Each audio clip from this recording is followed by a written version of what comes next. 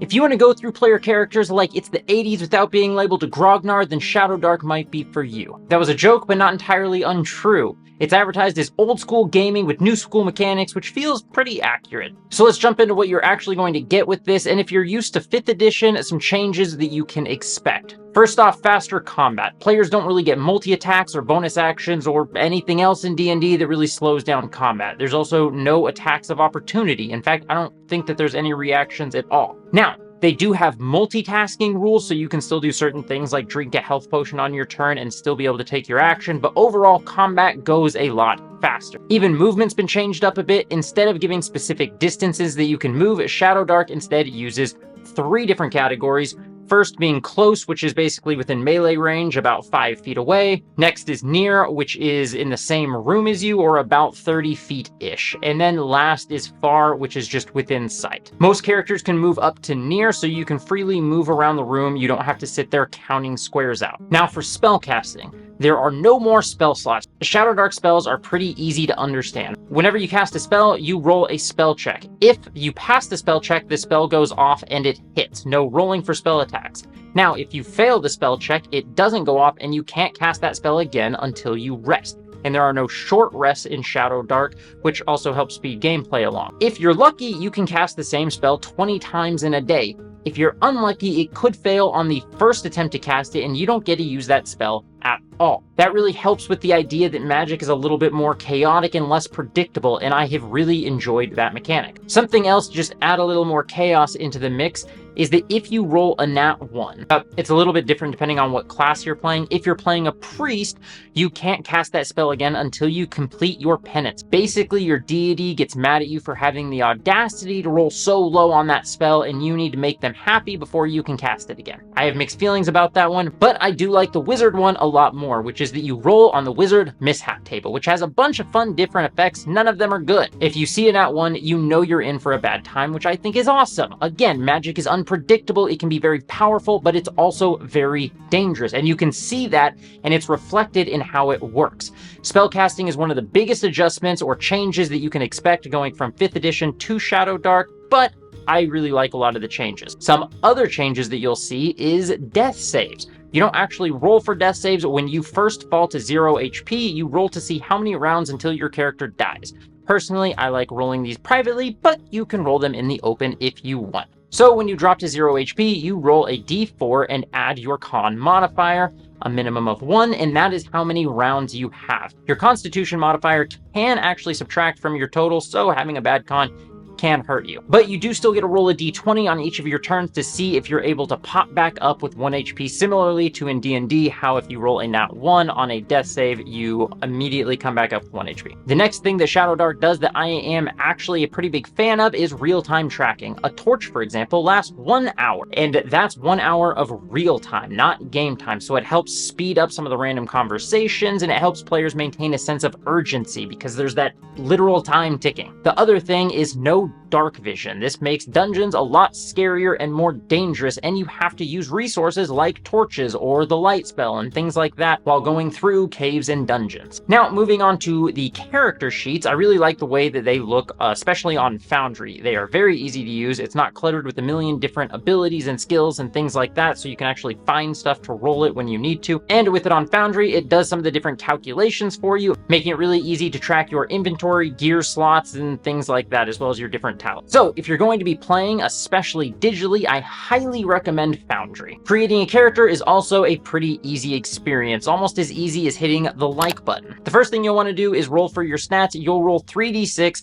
in order for each of your stats, and if you don't get at least a 14 in one of your stats, you can choose to re-roll all of them over again. You'll add your con modifier to your HP, and if you're starting out at level 0, that is just what your HP is going to be, a minimum of 1 though. If you're starting out at first level, you'll then need to figure out your class before you can actually roll for your HP. So we'll put a pause in that for just a minute. Something else to know though is that you will never add your con again. You'll add your con modifier when you create it, but for each level up, you just roll your hit die, so you just roll for your HP, and that's all you add on each of your level ups. So the next thing that we'll want to do is pick our alignment. You can choose from lawful, neutral, or chaotic. Those are the only 3 options. Simplified that one a bit, which I'm a fan of. And then next, you can either roll for your background or pick it. That one's up to you and your game master to decide how you want to handle that. And then you pick your ancestry. If you're familiar with D&D, this is basically your race. The options that you have to pick from are dwarf, goblin, elf, half-orc, halfling, and human. The way the races are set up, it gives a little bit of flavor. It gives the language that you know, which is usually common, and a native language for that ancestry. Then it gives a talent or skill of some sort, so it would be really easy to homebrew or add additional races or ancestries if you want to do that. Once you've figured all that out, it's time to move on to your gear. And if you're starting out at level 0, you'll roll for your starting gear. If you're starting out at level 1, though, you'll want to pick your class and then roll for starting gold and buy your gear. Now, on to the classes. You have first up, of course, the fighter class. It's your typical fighter class. They're good with all weapons, armor, and shields. They have the highest hit die, which is a D8, and they're flavored around being really good with their weapons, whether it's melee or range. Something else to know is that each class comes with unique talents or a talent table to roll on.